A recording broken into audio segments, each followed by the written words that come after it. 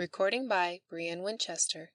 A Mother of Monsters by Guy de Maupassant. I recalled this horrible story, the events of which occurred long ago, and this horrible woman, the other day at a fashionable seaside resort, where I saw on the beach a well-known young, elegant and charming Parisienne, adored and respected by everyone. I had been invited by a friend to pay him a visit in a little provincial town. He took me about in all directions to do the honors of the place, showed me noted scenes, chateaux, industries, ruins. He pointed out monuments, churches, old carved doorways, enormous or distorted trees, the oak of St. Andrew, and the yew tree of Roqueboise.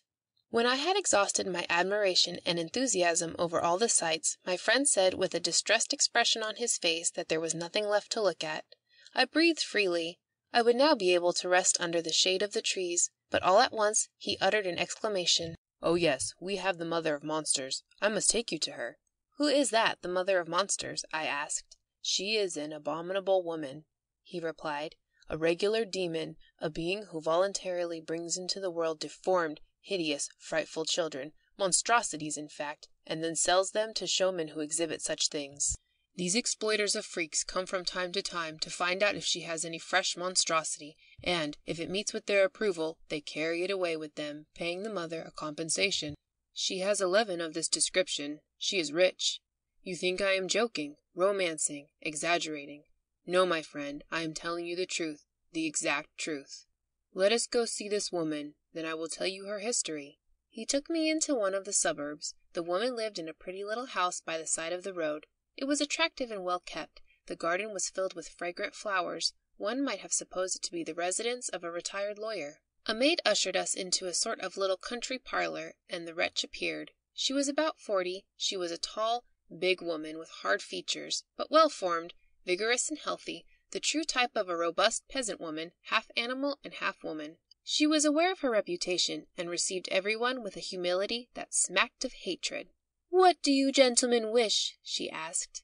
"They tell me that your last child is just like an ordinary child, that he does not resemble his brothers at all," replied my friend. "I wanted to be sure of that. Is it true?"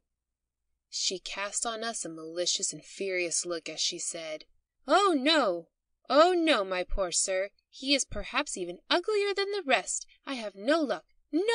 They are all like that. It is heartbreaking.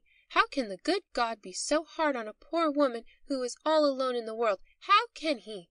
She spoke hurriedly, her eyes cast down with a deprecating air, as of a wild beast who is afraid. Her harsh voice became soft, and it seemed strange to hear those tearful falsetto tones issuing from that big, bony frame of unusual strength and with coarse outlines, which seemed fitted for violent action, and made to utter howls like a wolf. "We should like to see your little one," said my friend. I fancied she colored up. I may have been deceived. After a few moments of silence, she said in a louder tone, "What good will that do you?" "Why do you not wish to show it to us?" replied my friend. "There are many people to whom you will show it. You know whom I mean." She gave a start, and resuming her natural voice and giving free play to her anger, she screamed, "Was that you who came here to insult me because my children are like animals? Tell me. You shall not see him. No, you shall not see him. Go away. I do not know why you all tried to torment me like that." She walked over toward us, her hands on her hips. At the brutal tone of her voice, a sort of moaning, or rather a mewing, the lamentable cry of an idiot came from the adjoining room. I shivered to the marrow of my bones. We retreated before her. "Take care, devil." "They called her the devil," said my friend. "Take care. Some day you will get yourself into trouble through this." She began to tremble, beside herself with fury, shaking her fist and roaring, "Be off with you! What will get me into trouble? Be off with you, miscreants!" She was about to attack us, but we fled, saddened at what we had seen. When we got outside, my friend said, "Well, you have seen her. What do you think of her?" "Tell me the story of this brute," I replied. And this is what he told me as we walked along the white high road with ripe crops on either side of it which rippled like the sea in the light breeze that passed over them. This woman was once a servant on a farm. She was an honest girl, steady and economical. She was never known to have an admirer and never suspected of any frailty, but she went astray as so many do.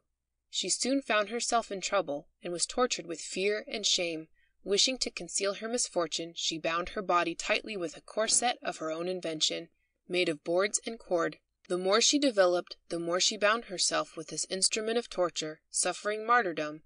But brave in her sorrow, not allowing anyone to see or suspect anything, she maimed the little unborn being, cramping it with that frightful corset, and made a monster of it. Its head was squeezed and elongated to a point, and its large eyes seemed popping out of its head, its limbs exaggeratedly long and twisted like the stalk of a vine, terminated in fingers like the claws of a spider.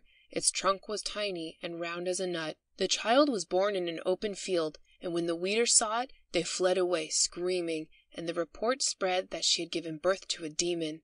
From that time on she was called the Devil. She was driven from the farm and lived on charity under a cloud.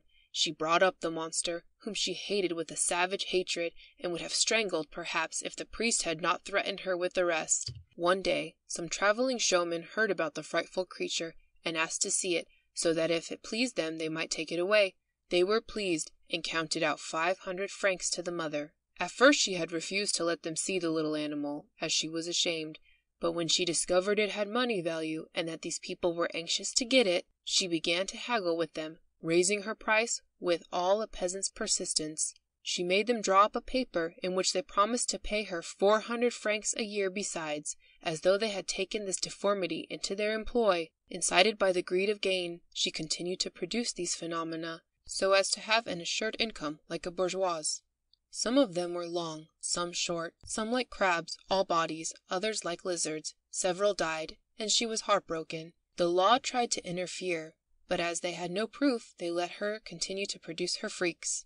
She has at this moment 11 alive, and they bring in, on average, counting good and bad years, from 5,000 to 6,000 francs a year. One alone is not placed, the one she is unwilling to show us, but she will not keep it long, for she is known to all showmen in the world, who come from time to see if she has anything new. She even gets bids from them when the monster is valuable. My friend was silent. A profound disgust stirred my heart, and a feeling of rage, of regret, to think that I had not strangled this brute when I had the opportunity. I had forgotten this story when I saw on the beach of a fashionable resort the other day an elegant, charming, dainty woman surrounded by men who paid her respect as well as admiration. I was walking along the beach, arm in arm with a friend, the resident physician. 10 minutes later I saw a nursemaid with 3 children who were rolling in the sand. A pair of little crutches lay on the ground and touched my sympathy. I then noticed that these 3 children were all deformed, humpbacked, or crooked, and hideous. "Those are the offspring of that charming woman you saw just now," said the doctor. I was filled with pity for her, as well as for them, and exclaimed, "Oh, the poor mother! How can she ever laugh?" "Do not pity her, my friend. Pity the poor children," replied the doctor. "This is the consequence of preserving a slender figure up to the last. These little deformities were made by the corset. She knows very well that she is risking her life at this game, but what does she care, as long as she can be beautiful and have admirers?" And then I recalled that other woman, the peasant, the devil, who sold her children, her monsters. End of A Mother of Monsters.